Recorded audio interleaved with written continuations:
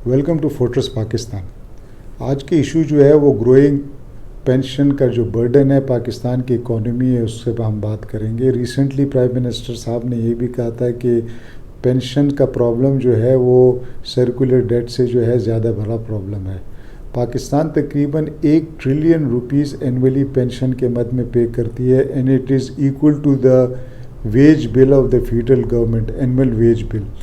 पंजाब का जो development fund है it is equal to the pension that it page,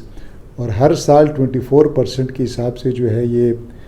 budget जो पेंशन का है वो बढ़ता जा रहा है। और कुछ इसी तरह की जो सिचुएशन है वो बाकी प्रोविंसेस की भी है। ये इशू सिर्फ पाकिस्तान का नहीं है, ये इश्यूज़ वेस्ट और जैसे जापान है वो दुनिया की 3rd बिगेस्ट इकॉनमी है, लेकिन उनकी जो ग्रोइंग एज्ड पॉपुलेशन है उनकी एवरेज एज तकरीबन 84 ईयर्स है। और इसी तरह जो है उनकी जो एनुअल बच्चों की पैदाइश या बर्थ रेट है वो it is far far below than even replacement level. So उनका जो नीचे जो यंगर जनरेशन है वो कम से कम जो है होती जा रही है, और जो ऊपर टॉप पे जो है ओल्ड एज है वो बढ़ता जा रहा है, जिसकी वजह से जो है जो अर्निंग वाले हाथ हैं वो कम होते जा रहे हैं और जो डिपेंडेंट लोग हैं वो बढ़ते जा रहे हैं। तो देयरफॉर जापान ने भी ये फैसला किया है कि वो अपनी रिटायरमेंट एज को 77 पे ले जाए। वेस्ट के भी यही प्रॉब्लम है कि पॉपुलेशन बिलो रिप्लेसमेंट लेवल है और जो है ओल्ड एज पॉपुलेशन बढ़ रही है, जिसकी वजह से जो एवरेज पेंशनेबल एज है वो भी वेस्ट में आपको कमो पेश 65, 66 और 67 नज़र आएगी।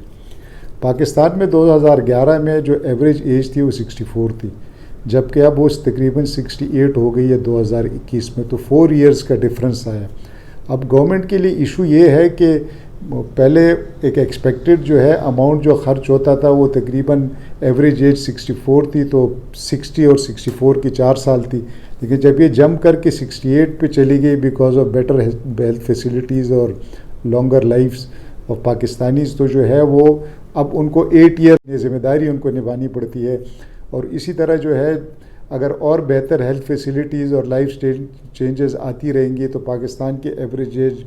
इंशाल्लाह 70, 74, 75 पे चली जाएगी। हमें इसको एड्रेस करना पड़ेगा और इस इशू को कोई सलूशन निकालना पड़ेगा। ये ऐसा नहीं है कि हम इसको अवॉइड करते हैं और ऑस्ट्रिच की तरह अपनी गर्दन रेत में डाल दें और ये कहें कि बस चलने दें, हमारी ज़िम्मेदारी ने अगली गवर्नमेंट देखेगी, आने वाले लोग देखेंगे। ये एक ऐसा इशू है जिस which needs an immediate redressal. अब जो है उसके कुछ सजेस्टेड वो तरीके हो सकते हैं, अगर हम उनको अडॉप्ट करें तो हो सकता है कि इस बर्डन ये जो ज़िम्मेदारी है गवर्नमेंट की पेंशन की इसको वो रिड्यूस किया जा सके और उसको एक सस्टेनेबल लेवल पे लेके आ जाए। कि इमीडिएटली हम क्या कर सकते हैं कि जापान की तरह हम अपने जो रिटायरमेंट की एज है वो 60 से 63 पे ले जाएं। और जिस तरह बेहतर एज हमारी बढ़ती जाती है पॉपुलेशन की एवरेज, उसके साथ हर 5 साल बाद जो है हम इसको रिवाइज़ करें और इसमें जो है हम इंक्रीज़ करते रहें so that to be able to reduce the burden on the national economy. Financial sustainability भी बहुत ज़रूरी है। अगर हर बंदा डिग्री लेके ये समझे कि उसको गवर्नमेंट में जॉब मिलेगी और फिर जब वो गवर्नमेंट में उसको जॉब मिलेगी तो फिर आखिर में उसको पेंशन मिलेगी, तो इस तरह जो है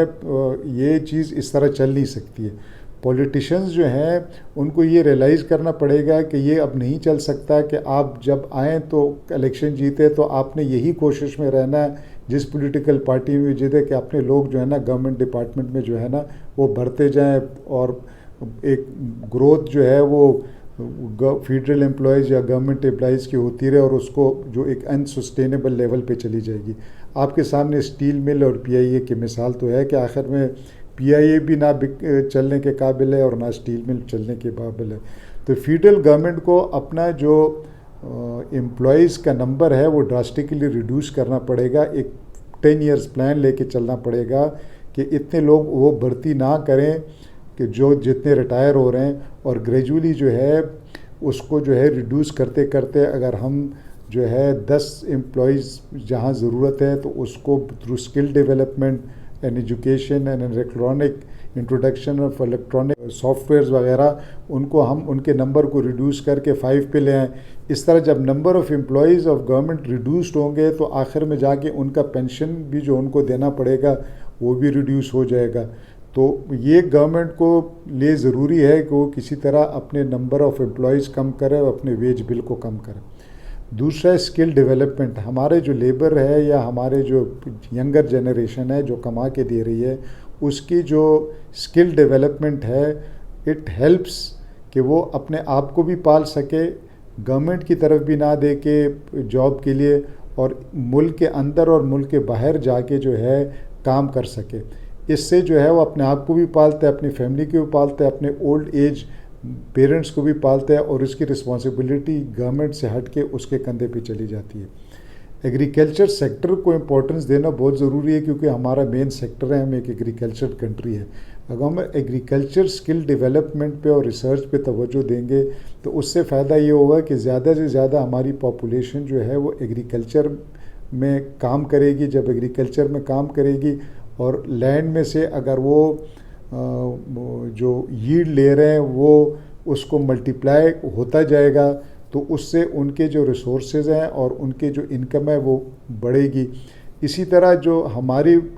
वो इंडस्ट्रीज़ जो वैल्यू एडेड इंडस्ट्रीज़ है उनको हमें तवज्जो देना पड़ेगा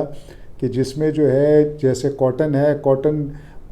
कपड़ा बनता है उसके वैल्यू ऐड होता है, फिर वो टी शर्ट बनता है उसके वैल्यू ऐड होता है, फिर वो एक्सपोर्ट होता है, फिर उसकी वैल्यू बढ़ती है। तो इस तरह अगर हम अपनी वैल्यू एडेड इंडस्ट्रीज़ को और अपने जो है एग्रीकल्चर को तवज्जो देंगे तो हमारी मेजॉरिटी जो यंगर जनरेशन है,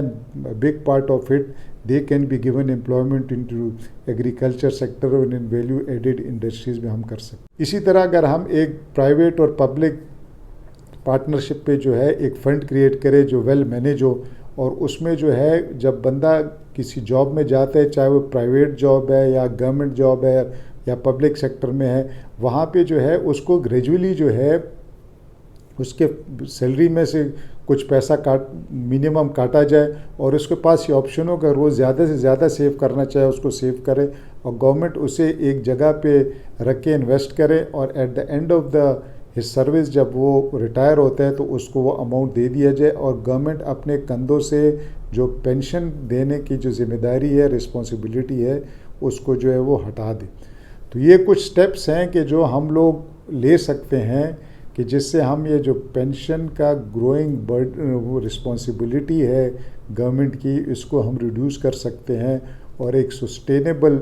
जो है वो हो जाएगा। अदरवाइज़ अगर जिस स्पीड से ये बढ़ रहा है तो ये it will be very difficult for the Pakistan